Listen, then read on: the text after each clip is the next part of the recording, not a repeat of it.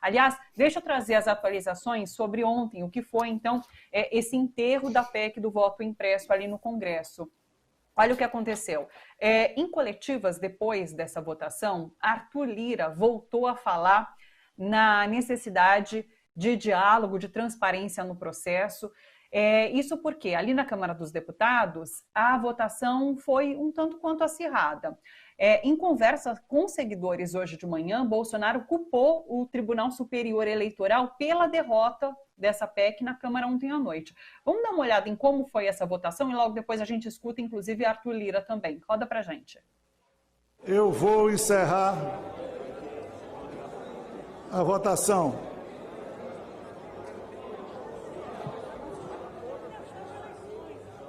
Sim, 229. Não, 218. Abstenção 1, total 448. A proposta de emenda à Constituição foi rejeitada. A PEC foi derrotada, presidente. Ficam prejudicadas os destaques. A matéria vai ao arquivo. A democracia do plenário desta casa deu uma resposta a esse assunto. E na Câmara, eu espero que esse assunto esteja definitivamente enterrado. Curioso que Lira fala que na Câmara esse assunto está definitivamente enterrado. Por quê? Porque, olha só, numa coletiva logo depois dessa votação, Lira voltou a falar na necessidade de diálogo, de transparência do processo eleitoral. Dá uma olhada. É importante que haja o bom senso, de agora em diante, por parte do Poder Executivo, por parte do Poder Judiciário, para que todos nós possamos nos sentar e escolher uma maneira racional, clara, objetiva de aumentarmos a transparência, a auditagem, as dúvidas que por acaso possam parar ainda em cima do sistema eleitoral, da forma como se conduz. E daí, hoje de manhã, Bolsonaro mentiu mais uma vez, dizendo que as eleições de 2018 foram fraudadas. Disse ainda que, sobre as eleições de 2022, olha só, abre aspas, uma eleição onde não vai se confiar nos resultados das apurações. Bom, já era de se esperar que ele não largaria esse osso com tanta facilidade, e tá aí, foi o que a gente viu hoje de manhã. Deixa eu, antes de conversar comigo sobre isso, trazer uma última notícia. O Senado também revogou a Lei de Segurança Nacional ontem. Essa lei é de 1983, prevê pena de até 3 anos de prisão para quem, por exemplo, ofender a honra do presidente da República. É chamada de entulho da ditadura. A LSN, como é conhecida, né, raramente foi usada após a Constituição de 88, mas a partir do golpe contra a presidenta Dilma Rousseff em 2016, os números de inquéritos e casos baseados nessa lei daí não pararam de crescer. Dá uma olhada, olha, em 2017 foram 5, em 2018 depois 19 casos usando a Lei de Segurança Nacional, em 2019 26, no ano passado 47 casos, 51, tá aí, e até o dia 13 agora de junho, 17 casos. Puxa vida, tá vendo? Tudo isso, então, usando a Lei de Segurança Nacional desde 2017. É um entulho que agora acaba por sumir, então, a partir dessa votação no Senado. Niro, vamos falar primeiro sobre esse comportamento de Bolsonaro a partir, então, do enterro da PEC do voto impresso. Porque teve um episódio curioso no final de semana que Lira disse assim, não, eu já conversei com o Bolsonaro, e Bolsonaro disse para ficar tranquilo, que assim, se for derrotada essa PEC ali no Congresso, ele vai aceitar o resultado. Eu conversei, inclusive, com o Leandro Fortes na segunda, ele falou assim, o Lira tá parecendo o garoto de recados do Bolsonaro, né? É muito ridículo que ele tenha que conversar ali com o presidente para falar se o presidente vai aceitar esse resultado. E é claro que não aceitou, ele voltou a falar sobre fraude, ele voltou a botar em dúvida ali as urnas eletrônicas, e pior, Lira foi atrás, de certa forma, também quando fala, não, mas a gente precisa dar transparência a esse processo todo. Então, assim, foi enterrada? Foi, mas sei lá, né? Eu acho que esse não é um tema que foi enterrado por completo. Como que você viu tudo isso? Eu acho, primeiro, Thalita, que o Bolsonaro sofreu uma grande derrota ontem. Né? A Tereza Cruvinel, que é uma excelente analista política, na minha opinião, fala em derrota acachapante, né? O termo que ela usa, né? Foi uma derrota acachapante. Eu acho que sofreu uma grande derrota. Né? Ele apostava nessa coisa do voto impresso, nesse retrocesso, nessa coisa retrógrada do voto impresso, né? Como uma forma de tumultuar o processo eleitoral, né? Como uma forma de preparar o seu golpezinho, preparar o seu Capitólio no Brasil, né? Ele jogou pesado, ele jogou muito pesado, você vê, ele xingou a mãe do ministro, do presidente do Tribunal Superior Eleitoral, do Barroso, xingou a mãe, né? Fez pressão. As milícias digitais bolsonaristas, nesses últimos dias, fizeram ameaças, até a bolsonaristas, que disseram que iriam votar contra, as milícias fizeram ameaça de marcar como se fosse boi. Teve um caboclo lá no Rio Grande do Sul que foi ameaçado, né? Então, ameaças. Você teve ontem, a informação que se tinha de Brasília era de uma ofensiva violentíssima dos tais pastores, que eu coloco entre 200 mil aspas, eu não estou discutindo religião, estou discutindo mercador da fé, uma pressão violentíssima dos pastores, né?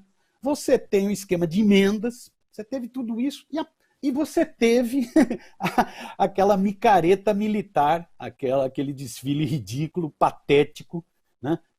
Na esplanada dos ministérios, no dia visivelmente com a intenção de mostrar força, né? Mostrar a masculinidade do Bolsonaro. A masculinidade do Bolsonaro tá naquele tanquezinho soltando fumaça, esse que passou aí agora, esse fumacê, né? Então você teve tudo isso, né? Foi um jogo pesado, Mesmo assim ele perdeu. E não foi qualquer derrota. Você vê, entre os 229, não é isso que ele teve? 229. Para os 170 para dar impeachment, não está muito longe, não. Muita gente do Centrão votou contra. O Centrão não se vende. O Centrão se aluga. O Lira mesmo fez jogo político. O Lira é um profissa. Ele está valorizando o passe dele. Ele mostrou o seguinte: ó, Bolsonaro, aqui, bicho, para ter impeachment faltam só 70 votos. Você morre. Então, amiguinho, libera emenda, libera cargo. Nós estamos querendo alguns outros ministérios, estamos querendo mais um pedacinho do Guedes, né? Estamos querendo outros ministérios. Libera aí, bicho. Isso é um profissa. Esse Arthur Lira é um profissional. O bicho é bom. Né? Então, eu acho que o Bolsonaro sofreu uma baita derrota. Os milicos sofreram mais uma humilhação, patético, né? É o que, acho que foi o The Guardian que deu, né? Uma parada militar. Isso é uma coisa ridícula, o The Guardian deu República de Bananas. Né? Então, os milicos, mais uma vez, desmoralizados. Esse Braga, que fica esperto, porque tem milico que não está gostando muito do que ele está fazendo, né? Está sendo chamado de traidor no setor da milicada, né? E que não é que a milicada está muito preocupada de estar apoiando o Bolsonaro, está preocupada com a sua imagem, né? Né? Então, eu acho que ele sofreu uma derrota.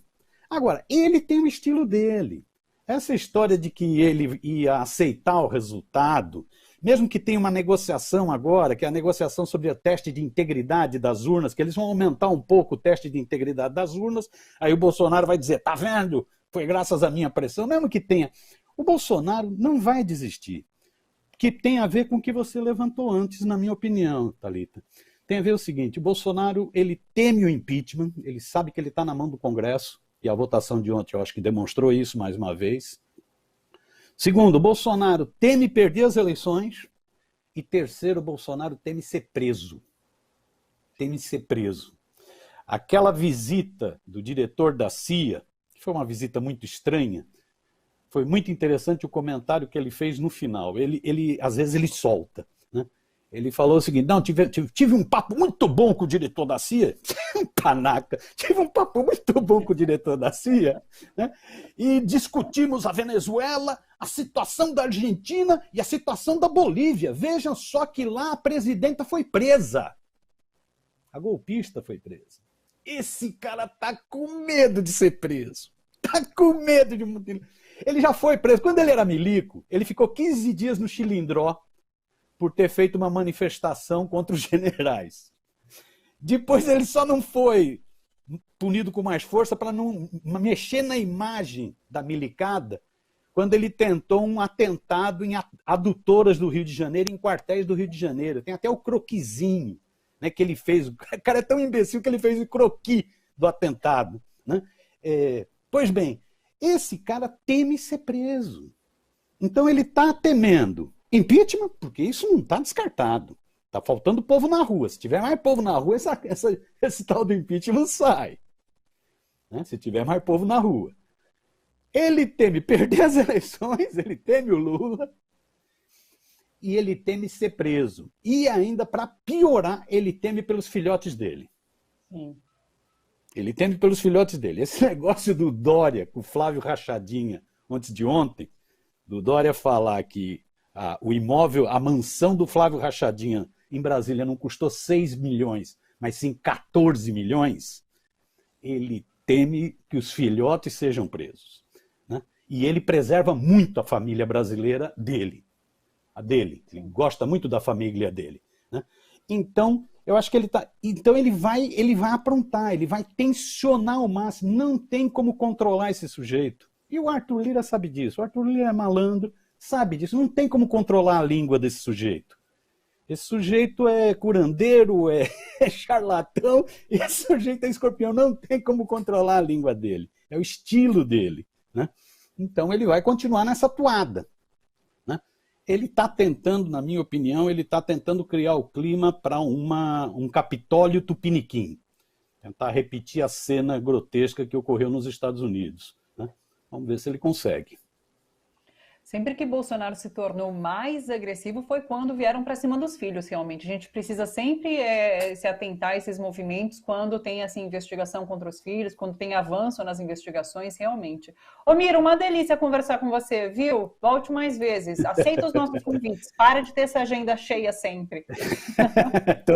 Estou à disposição. Thalita, deixa eu só falar uma coisinha. Claro, exatamente. Curtinho. Ia te falar agora. Faça uma homenagem devida agora. Primeiro, falar o seguinte, pessoal que ainda não se inscreveu, se inscreva, são 700 mil inscritos no YouTube que está atingindo. Isso, a gente está chegando quase aos 700. Não, excelente, excelente. A TVT merece, excelente. Quem não se inscreveu, se inscreva, divulgue, né? É uma belíssima programação que vocês têm. Né?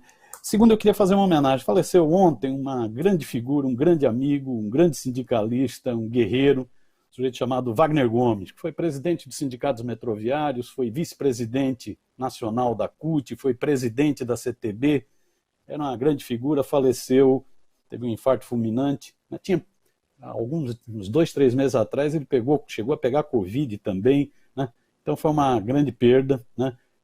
O movimento sindical, eu vi ontem mesmo o Sérgio, presidente da CUT, se manifestou, todas as centrais sindicais já se manifestaram. Eu só queria deixar aqui minha homenagem a essa grande figura, esse grande lutador, defensor dos direitos dos trabalhadores, dos interesses imediatos e futuros dos trabalhadores. Queria deixar aqui minha homenagem. Tá ok? É isso. Estou à disposição para próximas vezes. A gente deixa a nossa homenagem também, nossos sentimentos, e muita gente realmente lamentando essa perda gigantesca. Fica a nossa homenagem, nossos sentimentos para os amigos e para os parentes. Miro, um beijo enorme para você. Wagner está presente. Wagner está presente entre a gente. Valeu, Thalita. Um beijão, bom trabalho aí, tá? Tchau, tchau. Obrigada. Tchau, tchau.